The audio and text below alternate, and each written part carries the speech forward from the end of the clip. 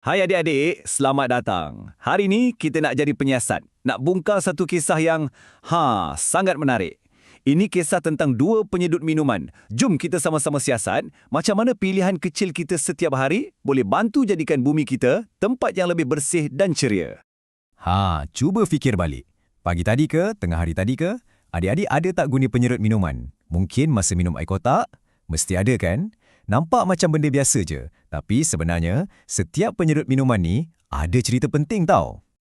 Okey, siasatan kita bermula sekarang. Tengok ni kawan-kawan kita di SK Seri Pertiwi. Wah, diorang ada satu kempen yang hebat pasal penyedut minuman. Jom kita intai sikit apa yang diorang dah jumpa. Mesti best ni. Baiklah, dalam cerita kita hari ini ada dua watak utama. Watak yang pertama ialah si penyedut plastik. Jom kita kenal-kenal dulu dengan watak ni dan kita fahamkan kenapa kita kena berhati-hati dengan dia. Pertama sekali, dari mana datangnya penyedut plastik ni? Dia bukan datang dari pokok tau. Tak, dia dibuat dekat kilang dan dia diperbuat daripada bahan-bahan kimia. Dan bila kita dah habis guna dan buang, inilah yang jadi. Dia boleh cemarkan alam kita. Penyedut plastik ini boleh terbang sampai ke sungai, ke laut dan membahayakan haiwan macam penyu dan ikan. Diorang ingat makanan. Kesian, ya kan? Satu lagi masalah besar, penyedut plastik ni degil sangat. Dia sangat-sangat lambat nak hancur. Maksudnya, dia akan jadi sampah untuk beratus-ratus tahun. Bayangkan, lamanya. Kalau macam tu, kita bakar je lah kan? Tak boleh. Lagi bahaya. Kalau kita bakar penyedut plastik, asap yang keluar tu ada racun. Tak elok langsung untuk udara yang kita hidup setiap hari. Jadi, bakar pun bukan jalan penyelesaian. Okey, cukuplah pasal watak yang tadi tu. Sekarang, mari kita kenali Wira dalam kisah kita. Inilah dia, kawan baik alam semula jadi. Si penyedut kertas. Tepuk tangan sikit. Penyedut kertas ni pula ceritanya lain. Dia datang dari bahan semula jadi. Macam pokok. Sebab itulah dia ni kawan baik dengan bumi kita. Bumi suka sangat dengan dia. Dan yang paling best sekali, penyedut kertas ni boleh dikitar semula. Maksudnya, lepas kita guna, ia boleh dihantar ke kilang untuk diproses jadi benda baru. Macam buku ke, kotak ke. Hebat kan? Jadi, kuranglah sampah dekat dunia ni.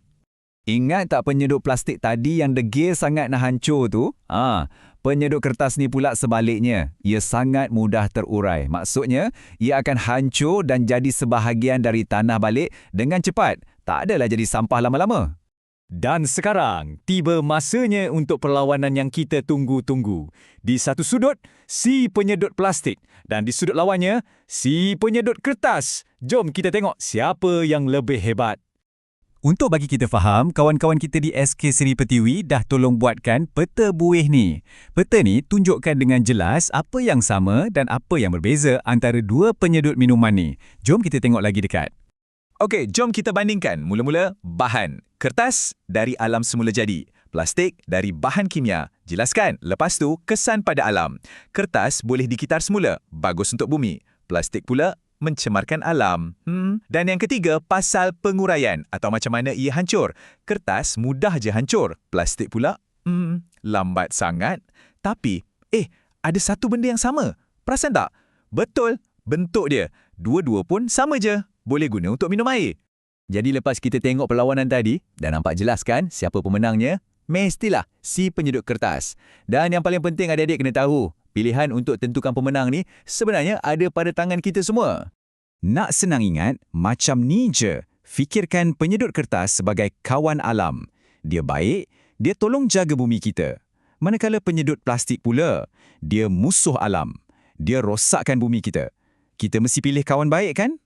Sebab itulah adik-adik, jom kita sama-sama amalkan. Mulai hari ini, jom kita gunakan penyedut minuman kertas. Ini pilihan yang lebih bijak dan ia tunjukkan yang kita ni sayang sangat pada bumi.